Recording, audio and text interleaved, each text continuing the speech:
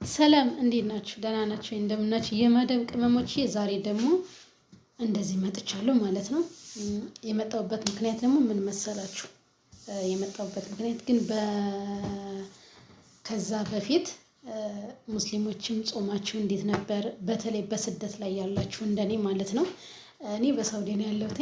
በየተለያየ ሀገር መቼም አላችሁ እና የክርስቲያኖችም ጾማችሁ እንዴት ነው? እየበረታችሁ ነው ወይ? ብርትት ጥንክር ብላችሁልኛል የማዳም ቅመሞቼ ማለት ነው። የኔ ውዶች ፎሎ፣ ላይክ፣ ሰብስክራይብ አድርጉኝ፣ አበረታቱኝ። እኔ ነገ ከፍ ብዬ ሌሎችን ደግሞ እንድረዳ ማለት ነው። እውነት የሰው ማደግ የሚያስደስታችሁ ልባችሁ ቅን የሆነ እውነት ሁሌም አንዳንዴ ምን አለ መሰላችሁ በማዳም ኩሽና ላይ ሆነን በየተለያየበት ሀገር ሆነን አንዳንዶቻችን ለመጸለይ የማይመቸን አለ። ሙስሊሞችም ደግሞ እንደዚሁ ለመስገድ የማይመቻችሁ አላችሁ ማለት ነው።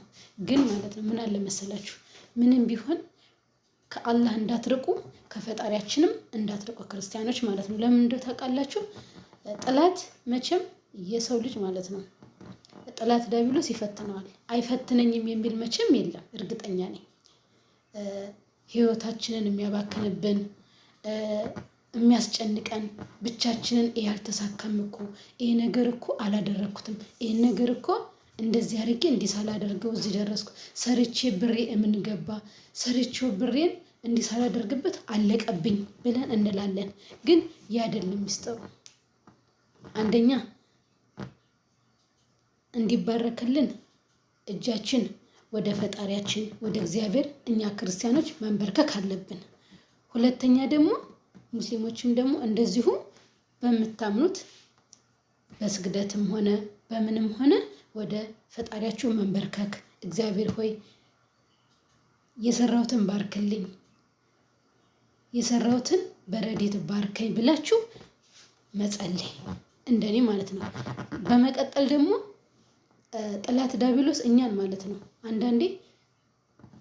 አንዳንዴ በቃ አጨናንቆን ራሳችንን የምናጠፋበት ሰዓት ሁላ አለ። ብዙዎች አሉ የማዳም ቅመሞች በተለያየ ሀገር ማለት ነው።